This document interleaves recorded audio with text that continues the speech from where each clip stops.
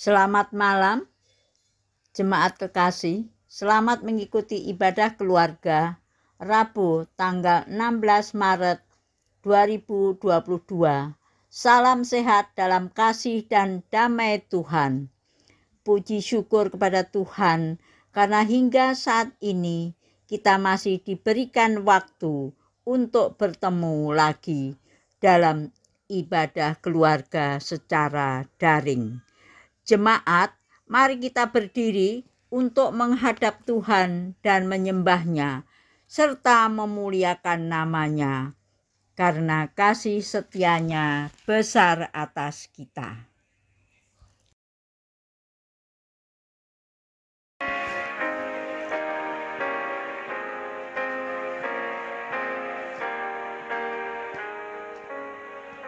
Segala kemuliaan bagimu penebus, pun suara anak-anak memuji Dikau terus. Hosana Raja kami, Hosana anak Daud, utusan Tuhan Allah, mubaraklah Engkau. Bapa kami yang bertahta di kerajaan surga, pada malam hari ini kami umat-Mu jemaat GPIB Sangkakala kembali datang ke hadirat-Mu untuk bersekutu bersama dalam kebaktian keluarga malam hari ini. Kiranya Tuhan, Engkau yang memimpin ibadah ini mulai dari awal, pertengahan hingga akhir untuk boleh berjalan dengan lancar tanpa ada gangguan sesuatu apapun. Dan kiranya Tuhan juga yang pimpin Bapak Penatua Sumantri Purba untuk dapat menyampaikan firman Tuhan kepada kami. Dan kami pun boleh melakukan firman-Mu dengan baik dan boleh melaksanakannya seturut dengan kehendak-Mu. Kami serahkan ibadah ke dalam tangan-Mu. Biarlah Tuhan yang berkarya di dalam ibadah ini. Di dalam nama Tuhan Yesus kami berdoa dan mengucap syukur. Amin. Jemaat yang terkasih, marilah kita membaca Mazmur berbalasan yang terambil dari Mazmur 8 ayat 2 sampai 9.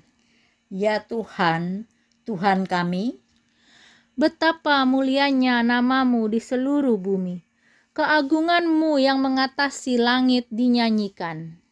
dari mulut bayi-bayi dan anak-anak yang menyusu, telah Kau letakkan dasar kekuatan karena lawan-Mu, untuk membungkamkan musuh dan pendendam. jika aku melihat langit-Mu, buatan jari-Mu, bulan dan bintang-bintang yang Kau tempatkan, apakah manusia sehingga Engkau mengingatnya? apakah anak manusia sehingga Engkau mengindahkannya? Namun Engkau telah membuatnya hampir sama seperti Allah, dan telah memahkotainya dengan kemuliaan dan hormat. Engkau membuat dia berkuasa atas buatan tangan-Mu, Segala-galanya telah Kau letakkan di bawah kakinya. kambing, domba, dan lembu, sapi sekalian, juga binatang-binatang di padang, burung-burung di udara, dan ikan-ikan di laut, dan apa yang melintasi arus lautan.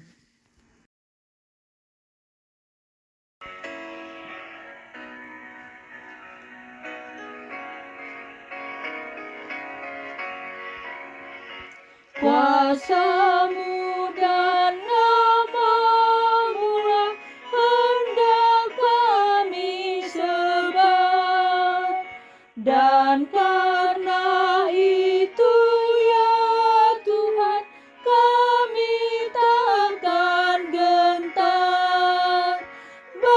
bagaikan padi segenggam, mestilah mati dipendam, supaya tumbuh dan segar di panas surya bermekar. Berbuahlah, tuaian pun besar.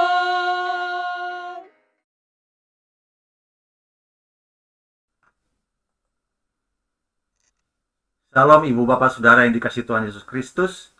Sebelum kita membaca dan merenungkan firman Tuhan, mari kita berdoa. Puji syukur dan terima kasih Allah Bapa di surga, karena kasih-Mu yang begitu besar menyertai kami dan keluarga kami, sehingga kami boleh ada dalam keadaan sehat, sejahtera hingga pada saat ini. Dan kami boleh berkumpul keluarga-keluarga jemaat GPIB Sangkakala di rumah kami masing-masing untuk mendengar sapaan firman Tuhan lewat firman yang dibacakan untuk kami renungkan bersama. Berkati dan urapi kami dengan Roh-Mu yang kudus, sehingga kami mampu mengerti akan kehendak-Mu dan melaksanakan di dalam hidup beriman kami. Hamba-Mu yang berbicara Tuhan layakkan, kuduskan, sehingga benar-benar firman Tuhan yang boleh diberitakan.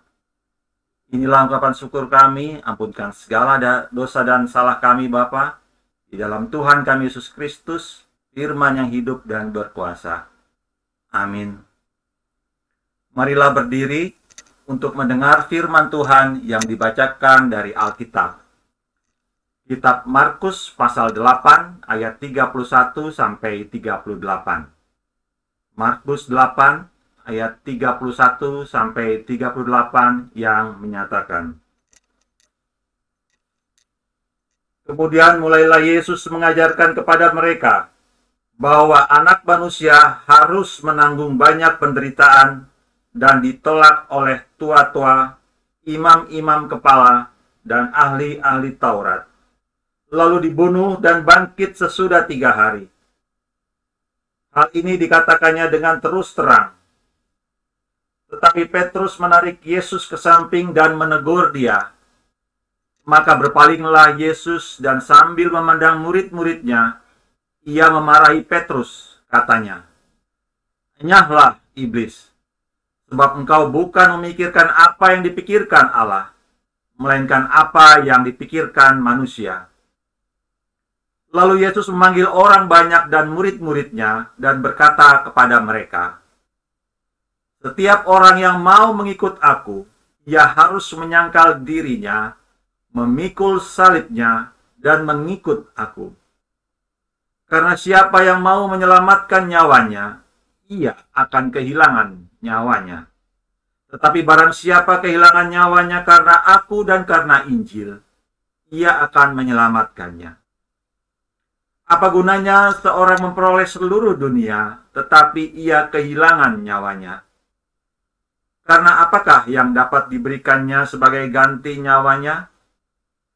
Sebab barang siapa malu karena aku dan karena perkataanku di tengah-tengah angkatan yang tidak setia dan berdosa ini, Anak Manusia pun akan malu karena orang itu apabila ia datang kelak dalam kemuliaan Bapanya, diiringi malaikat-malaikat kudus."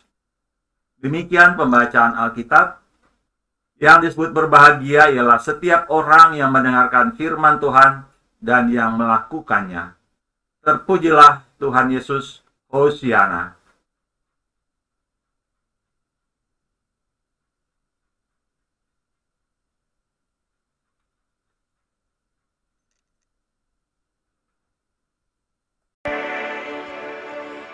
Hosiana, Hosiana, Hosiana.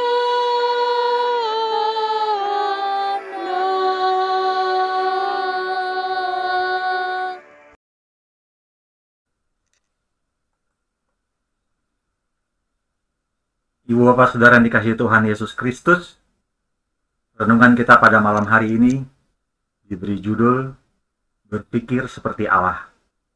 Namun sebelumnya, mari kita memberi salam pada orang-orang yang di sekitar kita. Katakan, aku mengasihimu, Tuhan kita luar biasa. Silakan. Bapak Ibu.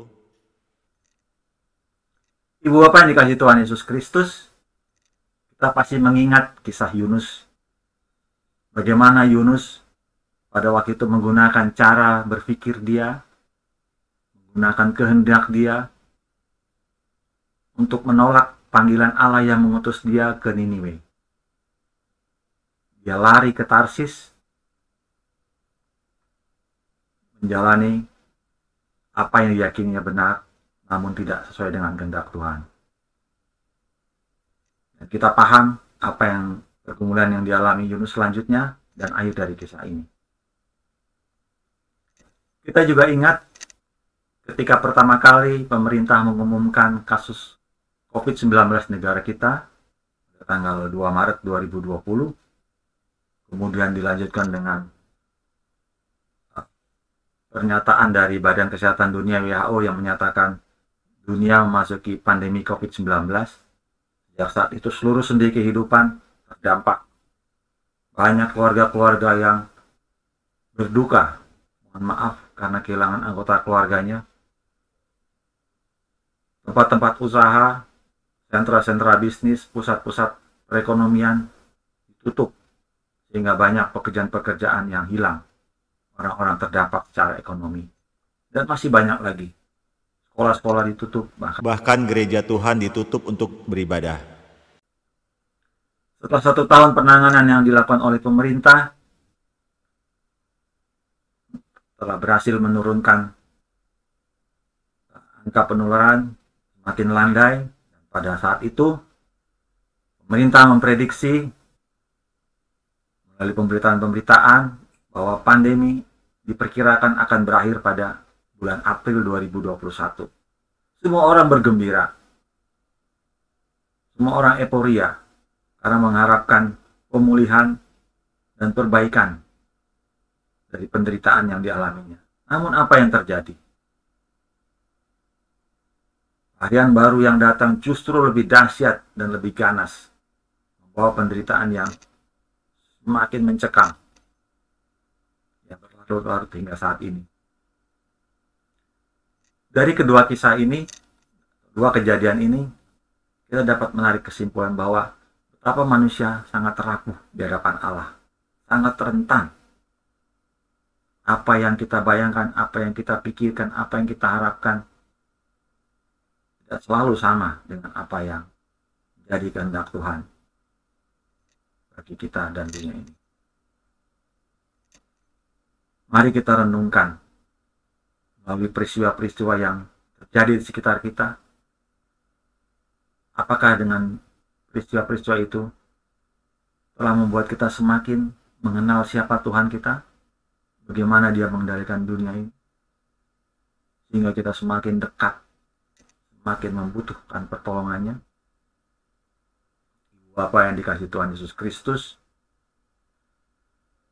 firman yang kita baca pada malam hari ini dari Markus 8 ayat 31 sampai 38 perlu kita pahami terlebih dahulu latar belakang peristiwa ini.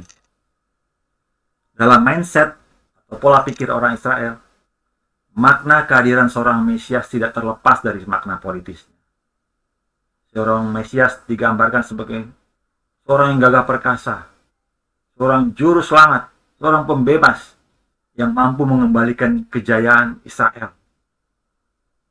Reinstate, sehingga Israel kembali sebagai bangsa penguasa bumi. Pemahaman ini sangat kontekstual pada masa itu, pada situasi bangsa Israel yang berulang kali jatuh dalam penjajahan bangsa-bangsa asing. Sejak pembuangan di Babel, Israel ditawan oleh Babilonia, kemudian Babilonia dikalahkan oleh Persia, kemudian Persia dikalahkan oleh Yunani, dan dalam perikop ini, bangsa Israel sedang ada dalam penjajahan Romawi.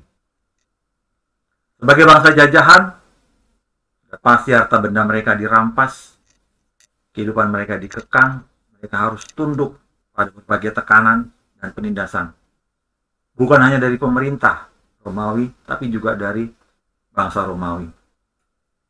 Muncul pemberontakan di sana-sini, namun semuanya dapat dipadamkan. Ketika bangsa itu mengharapkan kehidupan keagamaan dan keimanan yang dapat sedikit menenteramkan kehidupan mereka, itu pun tidak mereka dapati di Bait Allah. Dan mereka menjumpai para pemuka-pemuka agama justru mencari keuntungan pribadi dengan posisi jabatan mereka. Sehingga pada saat itu bangsa Israel betul-betul ada dalam penderitaan dan penganiayaan yang luar biasa. Bangsa Israel sudah lama menantikan kehadiran seorang Mesias yang dinubuatkan para nabi. Beberapa tokoh yang muncul mereka harapkan adalah seorang Mesias. Contohnya adalah Yohanes Pembaptis. Kehadiran Yesus dalam bacaan kita yang berkeliling memberitakan kerajaan Allah di sekitar Galilea dan mujizat-mujizat yang dilakukannya selalu disambut massa yang begitu banyak. Karena banyak di antara mereka mengalami sukacita, terbebas dari penderitaannya, sembuh dari sakit penyakitnya, dan diselamatkan. Paling tidak, 2 kali Tuhan Yesus dicatat dalam Alkitab memberi makan orang dalam jumlah besar yang mendengarkan pengajarannya, yaitu 5.000 orang dan 4.000 orang. Mereka sangat berharap terhadap sosok Yesus. Bahkan dalam Markus 8 ayat 29, ketika para murid ditanya oleh Yesus, siapakah aku ini? Petrus dengan sangat militan dan lantang mengatakan, engkau adalah Mesias. Petrus sama seperti orang-orang Yahudi yang menantikan Mesias, telah menemukan sosok itu dalam diri Yesus. Dengan cara pemahamannya yang saya sebutkan tadi. Bandingkan dalam bacaan Matius 16 ayat 15 sampai 19. Itu lebih lengkap Tuhan Yesus mengatakan. Saya bacakan untuk kita semua.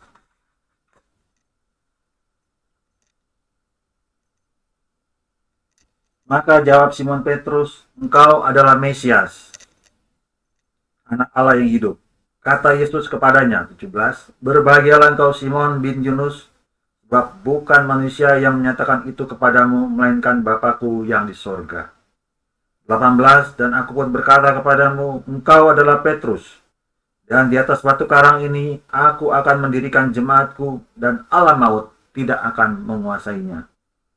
19, kepadamu akan kuberikan kunci kerajaan sorga.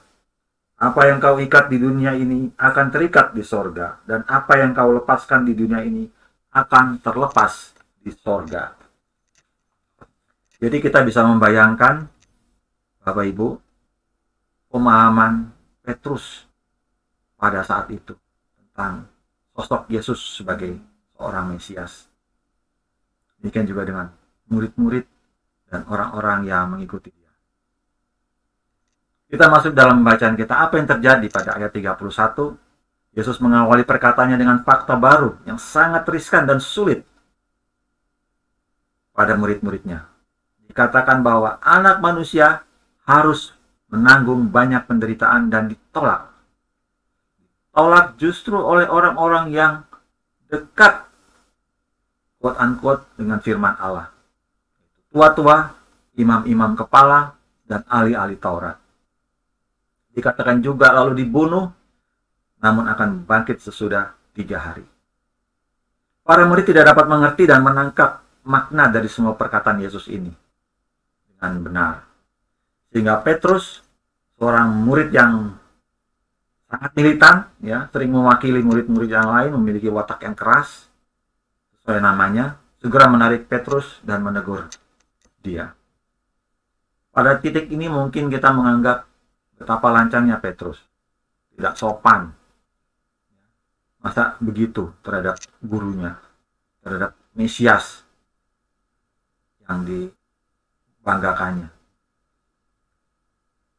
Padahal kalau mau jujur, kita juga kadang berperilaku seperti Petrus ini, Bapak Ibu. Ketika apa yang kita pikirkan, ketika apa yang kita gumulkan, ketika apa yang kita bawakan dalam doa, ternyata diwujudkan lain oleh Tuhan, atau mungkin ditunda, atau mungkin tidak diberikan oleh Tuhan, tidak dijawab oleh Tuhan, kita pun berlaku seperti Petrus. Ada dua kemungkinan yang coba kita pahami mengapa Petrus melakukan hal ini. Yang pertama, karena kasihnya kepada Yesus sehingga mengharapkan hal yang dikatakan Yesus itu tidak terjadi. Matius 16 ayat 22 ada percakapan tentang itu. Dan kita juga mungkin pernah melakukan seperti ini dalam kehidupan kita ya. Masa sih? Jangan ngomong begitu dong. Enggak akan terjadi deh. Ya. Contoh-contoh sederhana. Kemungkinan yang lain, Petrus kaget.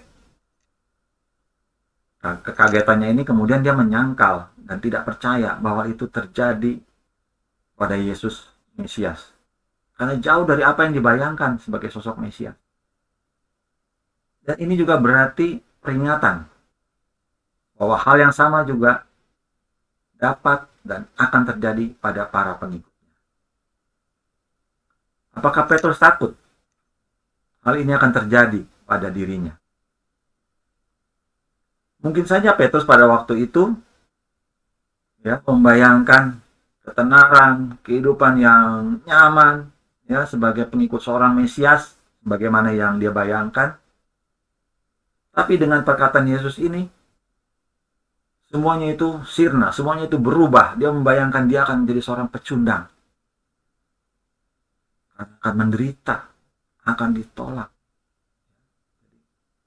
Ini juga menjadi tantangan bagi kita, sebagai orang Kristen di masa sekarang ini. Begitu banyak pergumulan orang-orang. Karena tekanan hidup, karena ditolak, menyangkali imannya kepada Yesus. Tidak tahan menderita.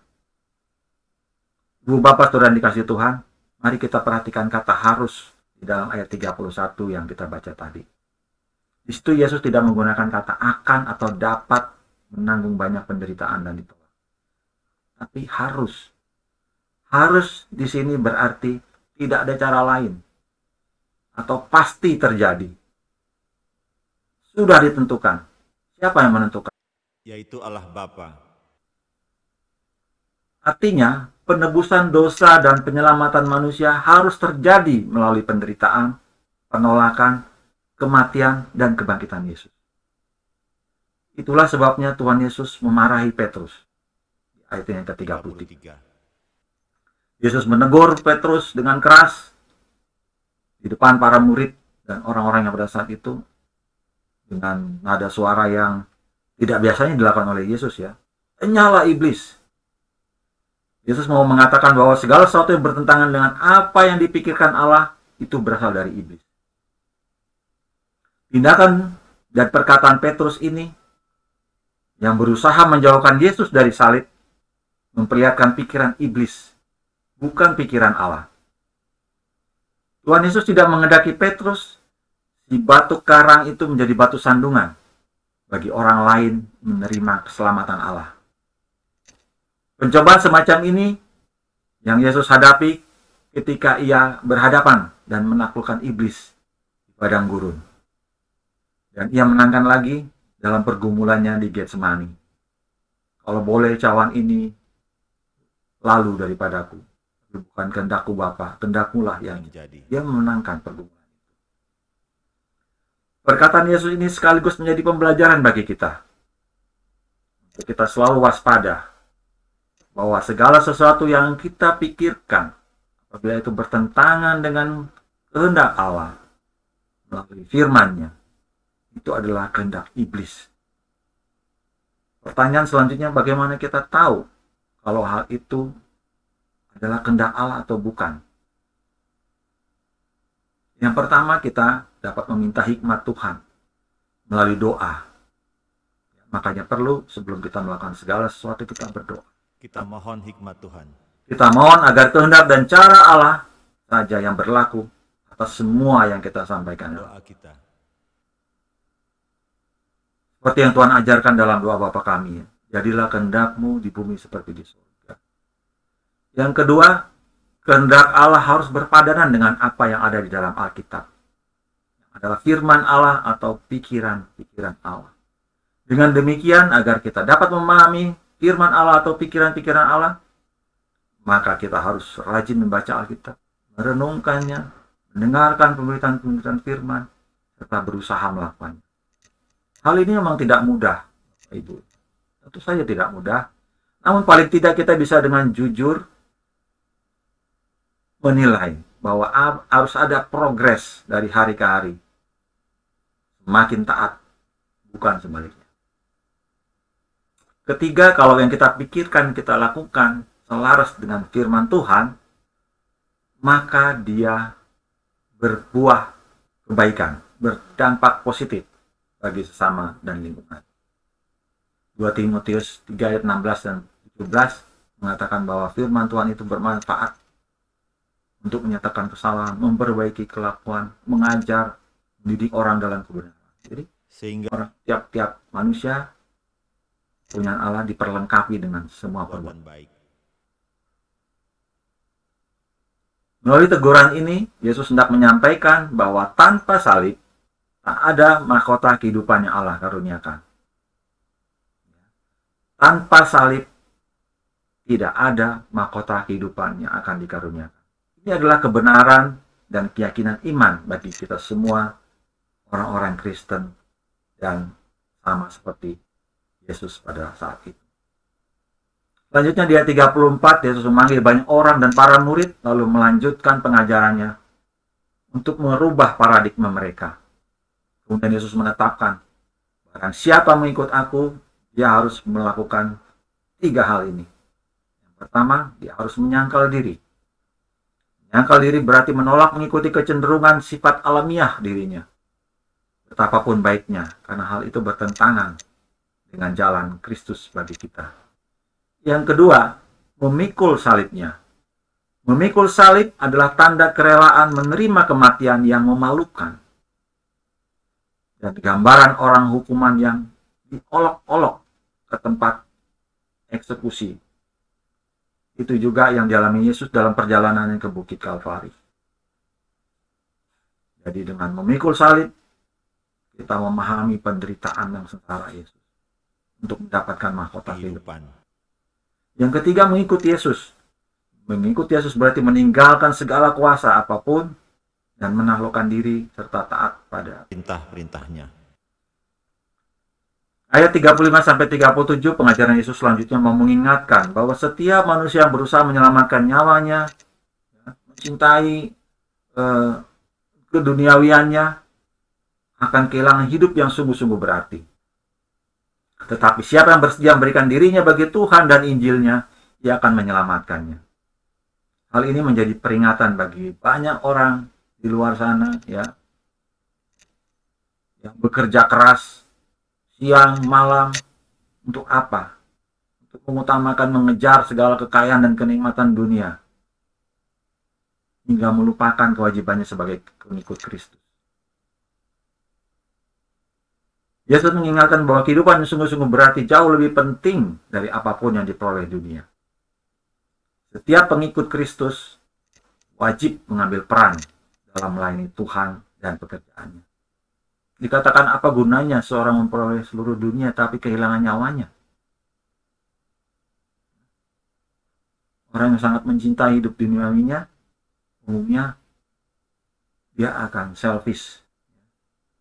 Selfish ini berarti dia tidak peduli orang lain. Tidak peduli orang lain artinya tidak melakukan perintah Tuhan. Bahkan mengabaikannya.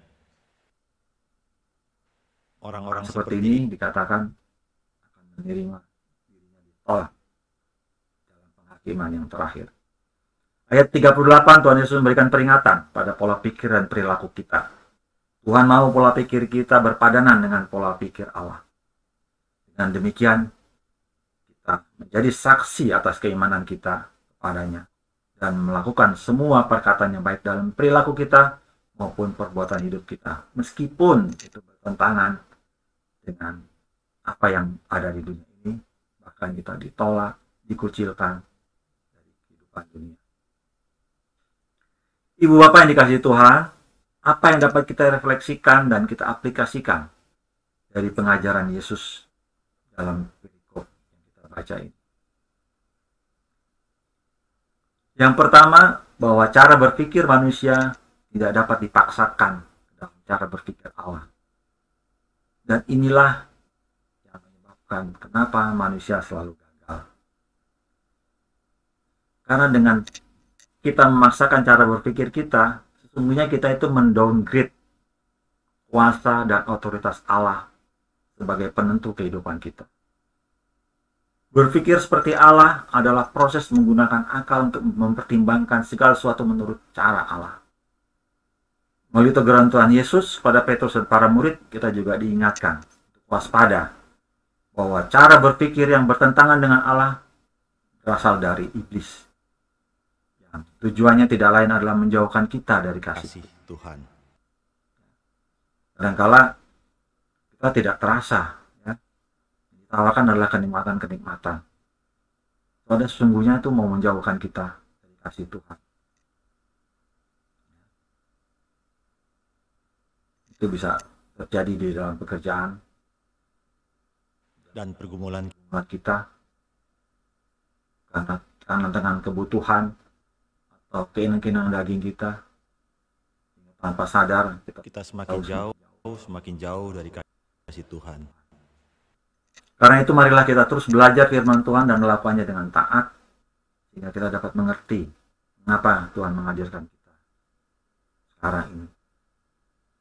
Yang kedua, menderita karena Tuhan Yesus dan karena melakukan itu hendaknya untuk melayani dan memuliakan namanya, Akan dijanjikan mahkota kehidupan oleh Tuhan.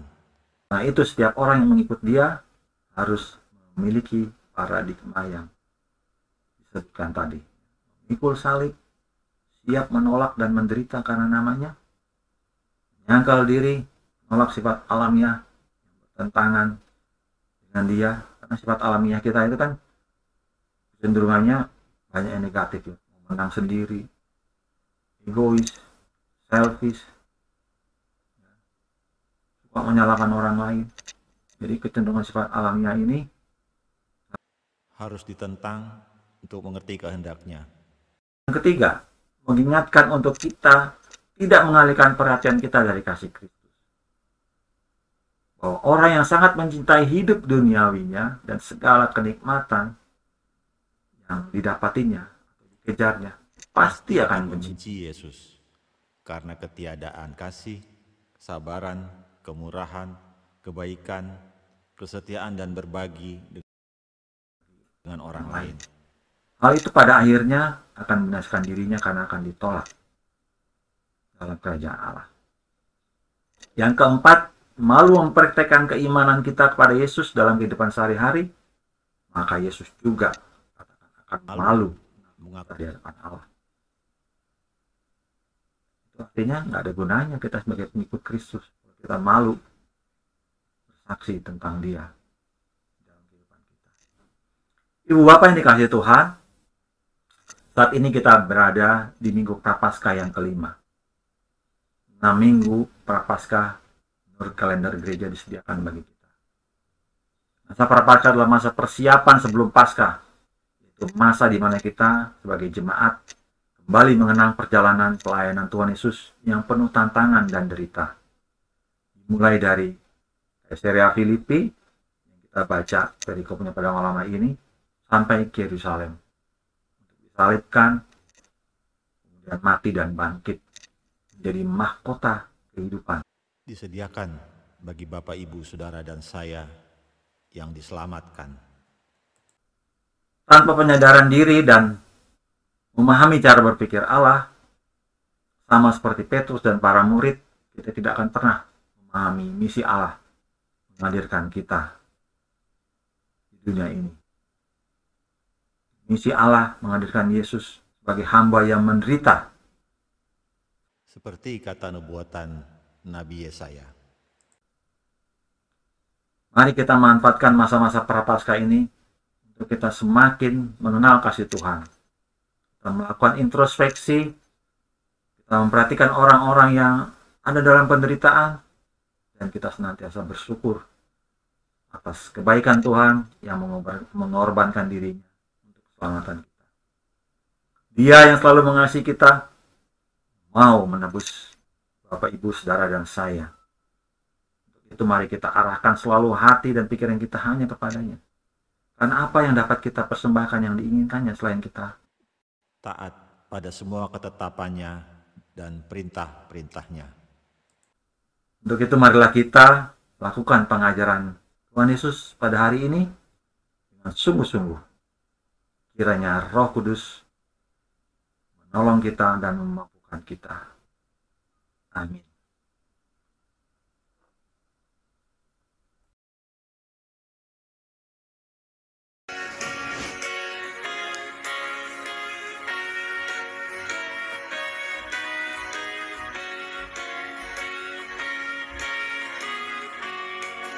Terpujilah Allah, hikmat-Nya besar, begitu kasih-Nya untuk dunia cemar, sehingga diberilah Putranya kudus, mengangkat manusia serta menebus.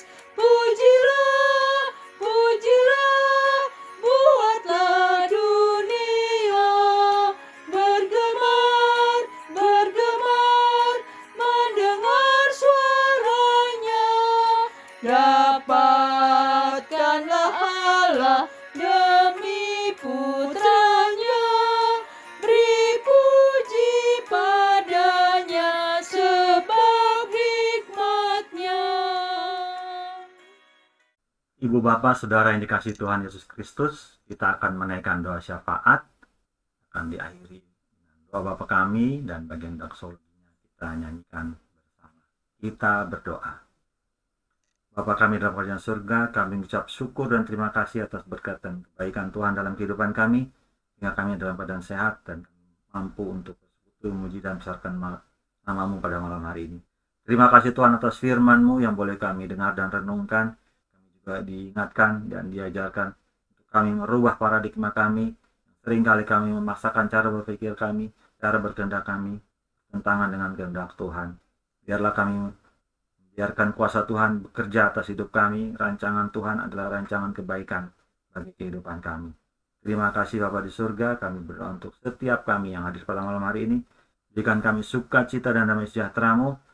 Cukupkan segala apa yang kami butuhkan, berkati pergumulan-pergumulan hidup kami, pergumulan akan kesehatan, pergumulan akan perekonomian keluarga, pergumulan akan anak-anak atau cucu-cucu yang dalam pendidikannya. Dan Tuhan membantu menolong keluarga-keluarga yang bergumul akan hal tersebut. Bapa, kami membawa dalam doa saudara kami yang ada dalam kelemahan tubuh yang sedang dirawat untuk pemulihan mereka di rumah-rumah, dan juga yang sedang mengalami terpapar COVID-19 dan melaksanakan isolasi mandiri di rumah. Kami membawa dalam doa Penatua John de Lepar, Saudara Kurt Louis Patinama, Ibu Elizabeth Matulesi, Ibu Maria Ondace, Bapak Rudi Runtuweni, Ibu Setio Suharsana, Saudara Mario Kapo, dan yang sedang isoman, Saudari Ferawati Saragi, Bapak Beni Junior, dan Ibu Yolanda Veronica.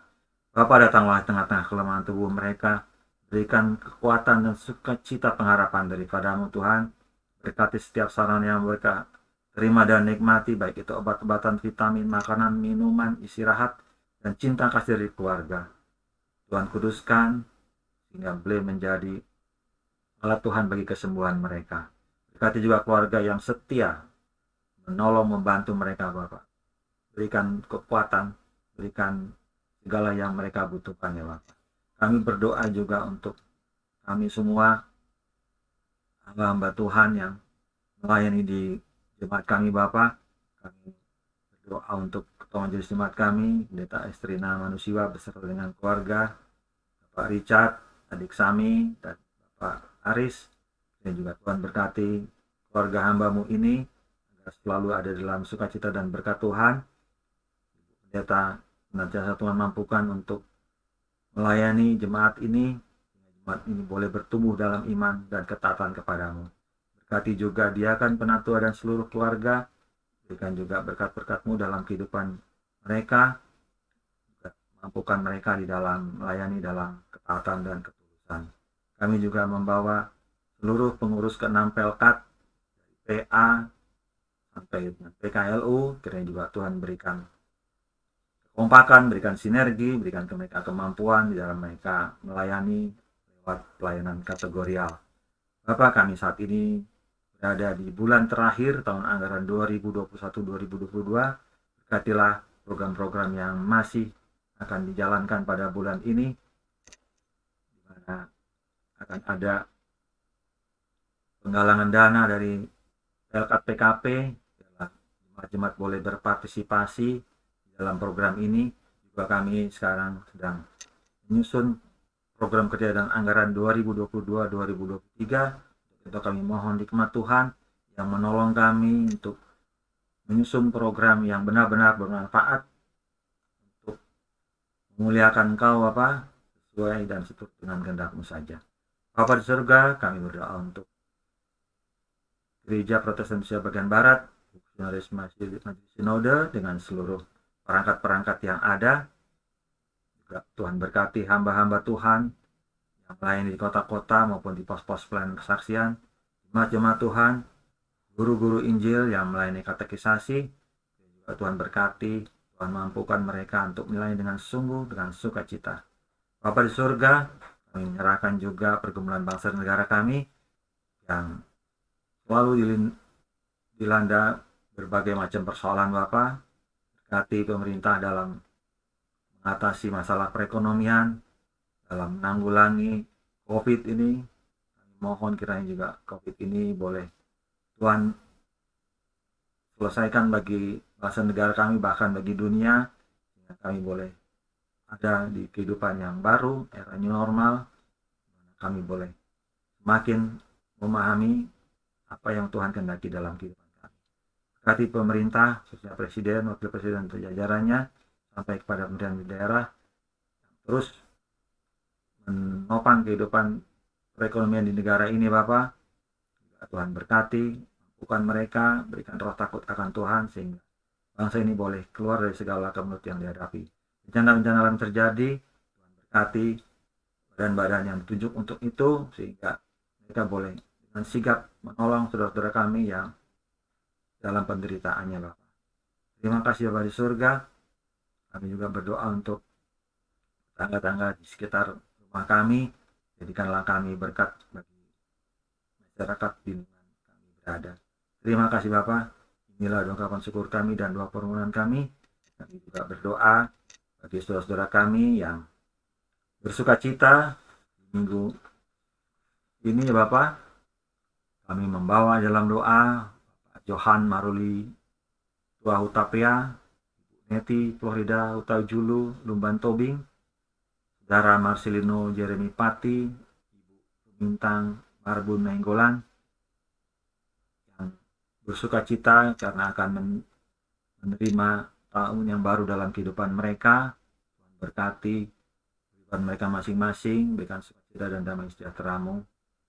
Juga yang akan melangsungkan hut perkawinan keluarga Radenael Tampu Bolon, biarlah Tuhan berkati keluarga ini jadi keluarga yang berkenan di hadapan Tuhan. Terima kasih Bapa di surga.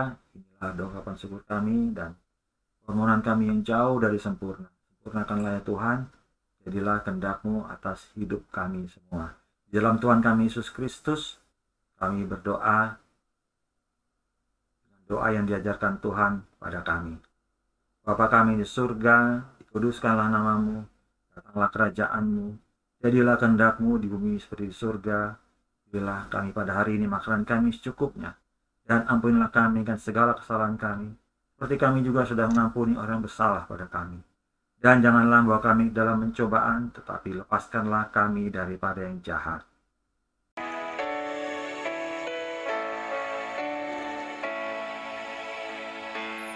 Karena Engkaulah yang punya kerajaan dan kuasa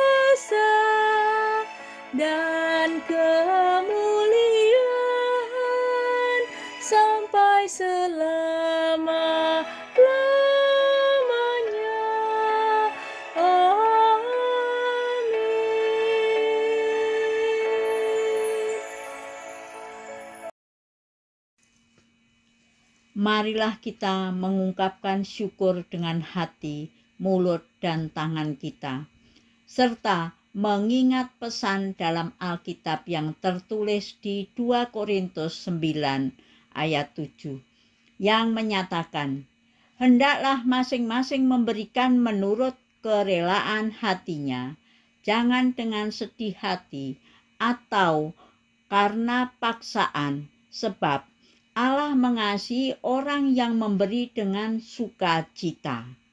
Tuhan memberkati saudara dan persembahan saudara.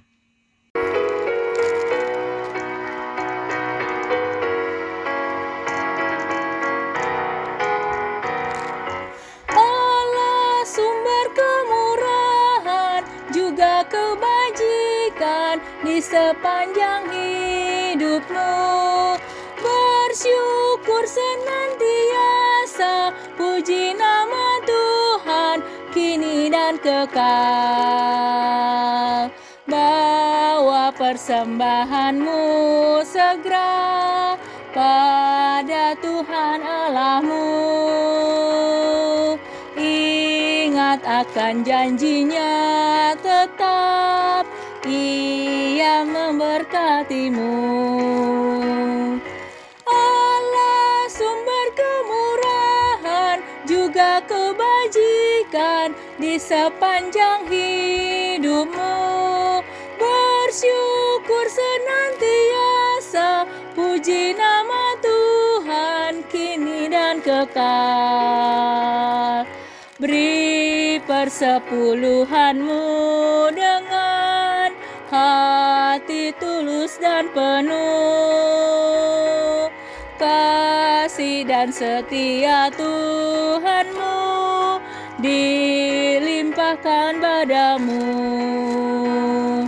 Allah sumber kemurahan juga kebajikan di sepanjang hidupmu.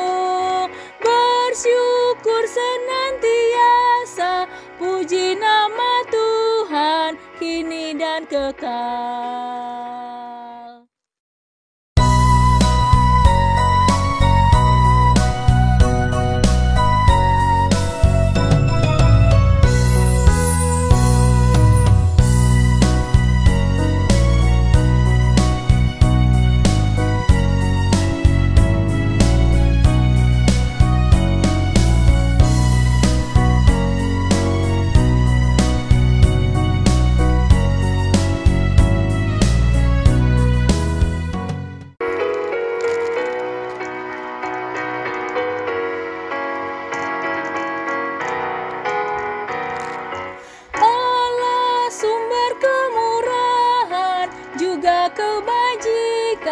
Di sepanjang hidupmu, bersyukur senantiasa, puji nama Tuhan kini dan kekal.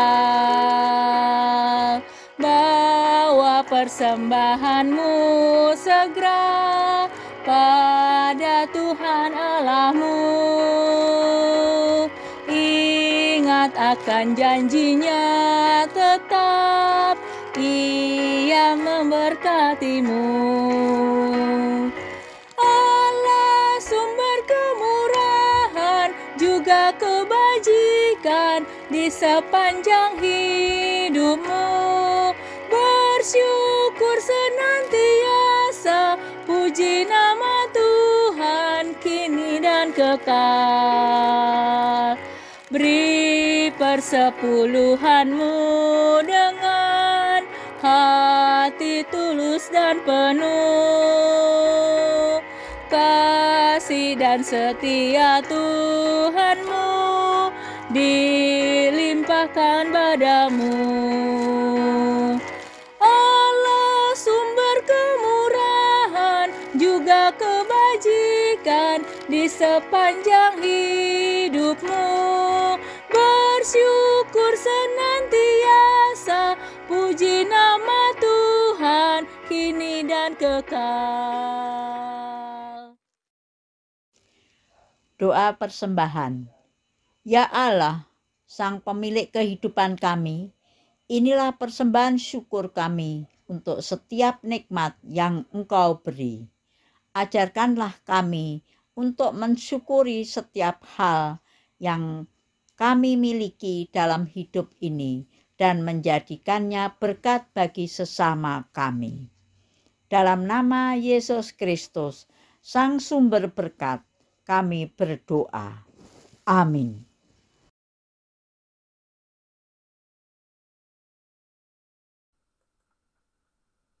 Ibu, Bapak, Saudara yang dikasihi Tuhan, mari kita berdiri.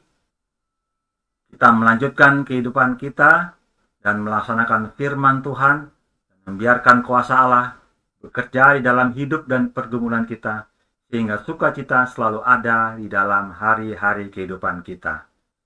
Kita nyanyikan nyanyian pengutusan.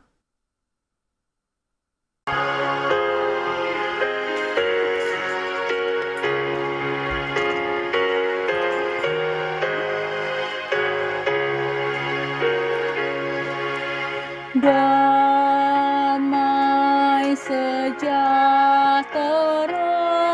diberi Tuhan padaku. Sungguh ku rasakan melimpah di hatiku kepada sesama harus ku beri,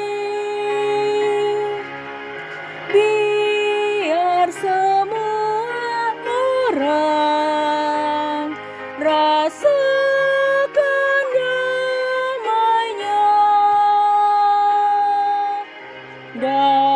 Damai sejahtera diberi Tuhan padaku.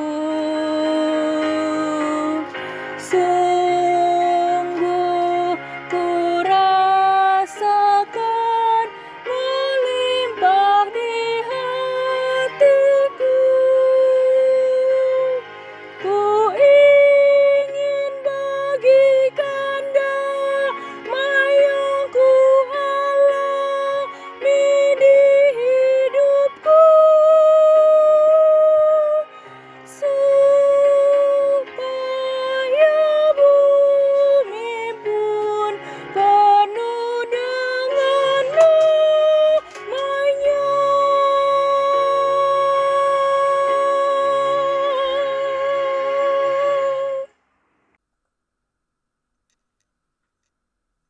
Jemaat yang dikasihi Tuhan, dengan tetap berdiri, mari kita arahkan hati dan pikiran kita, serta terimalah berkat-Nya. Tuhan memberkati engkau dan melindungi engkau. Tuhan menyinari engkau dengan wajah-Nya dan memberi engkau kasih karunia. Tuhan menghadapkan wajah-Nya kepadamu dan memberi engkau damai sejahtera.